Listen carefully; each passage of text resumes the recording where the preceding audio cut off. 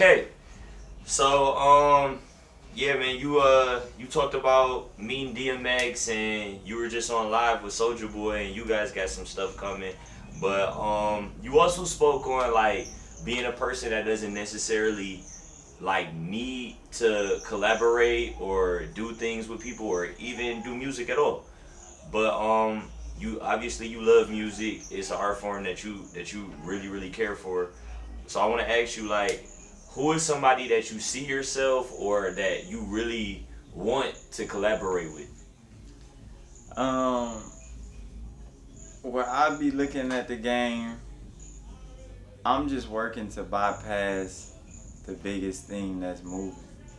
You know, at one point it was about getting to a Jay Z level, getting to a Diddy level. Now it's a Kanye level. It's like we don't really know what's actually happening and how big stuff is actually gonna be until my time because I'm watching stuff happen that's so much bigger than anything I ever seen or could have thought because we looking at Rihanna just became a billionaire. So it's like it's so many levels to the game that it's kind of hard to be like, what are you trying to necessarily do? I think for me, it's be the biggest artist in the world at one point because the artist that's doing it that I know they don't need or have to do it is because they want to keep that standpoint as the biggest artist in the world. And I'm trying to do this independently. And I already understand that eventually a label situation will have to come from it. But when that situation comes, it's like I want it to be a better deal than Master P had to take, a better deal than Dipset took. You know, and you talking about deals that this is iconic deals. But I feel like I have the tools, the knowledge, the momentum, the connections, the situation, and the all around platform to do it. Because I'm talking to people who I can't even name right now that we got stuff situated. Because it would be like, they not even, you don't even know them. They don't want to be known. Right. But these is people dealing with people who we saying is the top artists in the world. Right. Like people that are like the are you hip to who Clarence Avant is? A little bit. I haven't done much. Clarence Avant, he's like a guy. He did a lot of A&R work back in the day. Mm-hmm. He did some manager work for people. Like he got people like deals. I think he was the one that got Ray Charles. You know how Ray Charles got the deal with Yeah. And he ended up like retaining. He was like the first black artist to retain his masters. Okay. I think Clarence Avant got him that deal. Yeah. But like see, those type people, you basically see. exactly. Yeah. It's like it's so many levels to it that it's like I'm not doing it for what everybody else is doing it for. Like it only makes sense to me is if by the time I get out of it, by the time it's over, that they're putting me up there with one of the best deals that they've ever seen come throughout the game. I'm talking about better than Young Dolph deal. Like these is deals that we're talking about is pretty solid deals. Like, but somebody has to top it. Somebody got to be the Michael Jordan, the LeBron exactly to the game. Exactly. And that's kind of where I'm coming from because I idolized somebody like Nipsey and seeing what he was doing. And to be honest, Nipsey and me was working in the same capacity on the same type of things in two different worlds and never really even knew each other or knew about nothing that was going on in my world versus his world. And when you see it in the whole sense, you like, he had Vector 90, I had the network. All of these things was happening at the same exact time. The network was started before Vector 90. But I'm doing the same things that he's doing, and I'm just MPR Rich. The world don't even know me in the limelight that we knew Nipsey in. So it's like, when I say the way I'm trying to come in the game is completely different, it's like I want the best deal, and I want to take the best deal to over the top. Now we seeing people touch billions. You think I can't touch billions through it? I think I can. Mm-hmm. I understand the power in the investing. I'm not just into the music. I have a vape line out. I have all these different things, buildings, real estate, stocks, bond markets. I'm touching everything that's valuable. It's just one thing or two things that's gonna pick up and take it and blow it to a whole nother level. And it's not necessarily the music. The music was just my gateway. It was my outlet to be like, hey, I can tap in with anybody.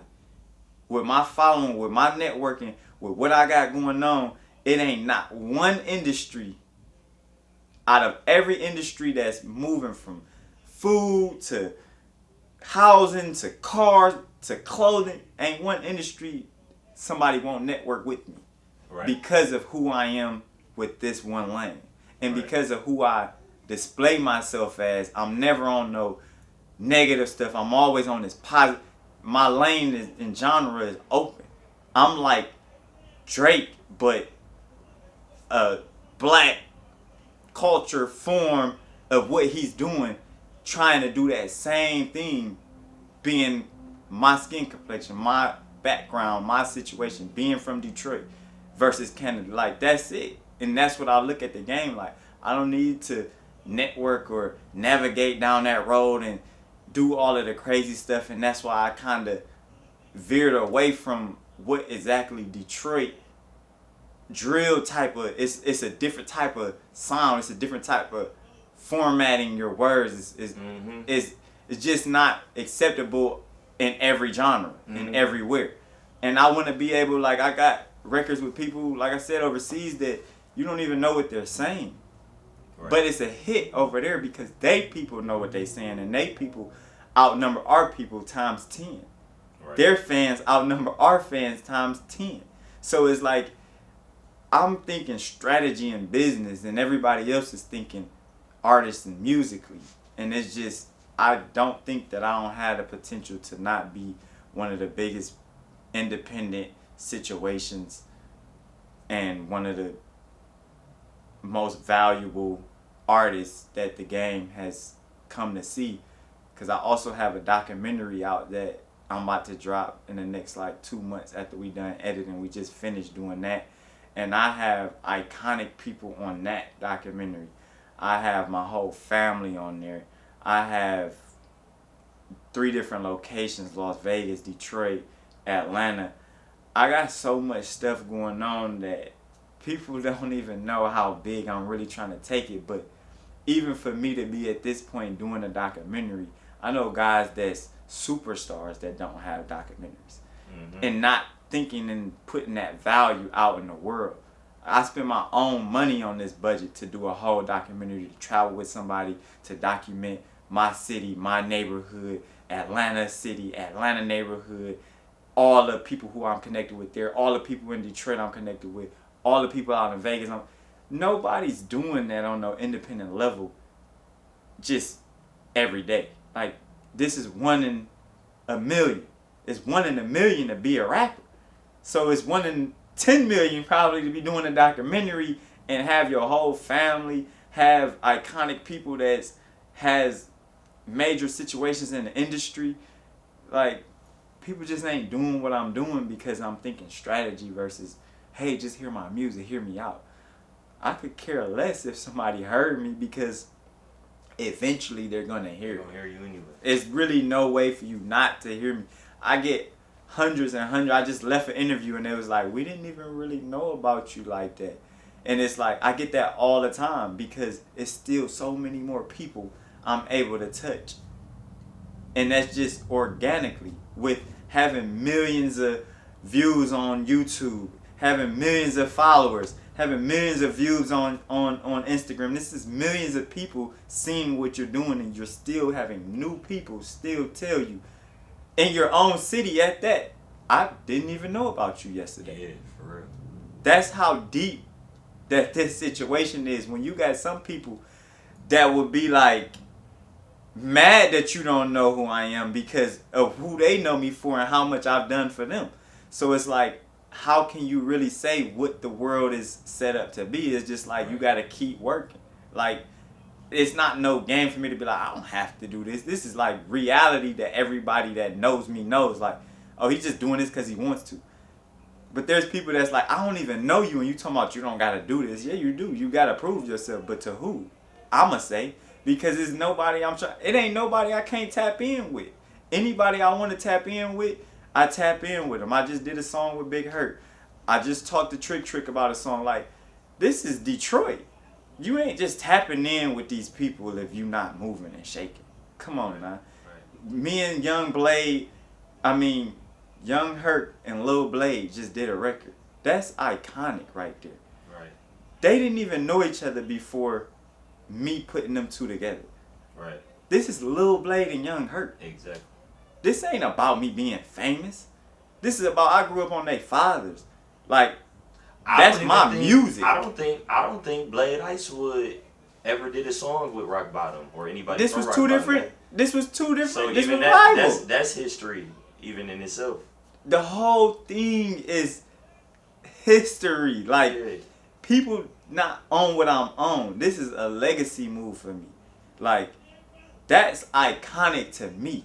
This ain't about if it could be done or should it be done. Everybody assumed it couldn't be done because they know the rival. They know the situation. They know where it stemmed from. And they looking at it that these two young men don't even know each other.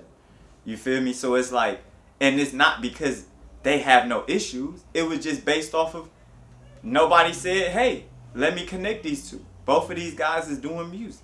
Why is nobody doing that? It doesn't make any sense. Right. I see something like that as like, oh, that's a move that it's legacy. Legacy. It has nothing to do with can we get some money from bigger it? than Can money. we get some acknowledgement from it? I don't care if not one person heard the record. That ain't important to me. What's important to me is I got to do something with legends of legends to me. Like, these dudes, I grew up on them. I didn't care if all the other stuff. And when I asked the both of them, hey, can we do it? And they agreed and we put it together. Like, that meant more to me than anybody could have paid me. Nobody could pay me for that. Nobody could pay me for being able to do that. That's not the importance of what I did with that move. And that's what people not understanding with me is like, do I think I'll have a record with Jay-Z? Yes. Lil Wayne? Yes. Timberland? Yes. Drake? Yes. Future? Yes. All that's on the way. It's just when? What's the timing? What's the standpoint? What situation derived to put that together? It's not if I'll do it or not. That's if I want to do it, I'm going to do it. I wanted to reach out to Soulja Boy, I reached out to him. I wanted to reach out to Kodak, I reached out to Kodak. Anything I want to do, I can do. I wanted to get around P, I did it. It's strategic moves. You can't stop strategy and a plan. Now, if I didn't have no strategy, no plan, yeah, I probably couldn't do nothing. But with the plan and the strategy that I'm doing, can't nobody stop that. Like, that's just how that goes.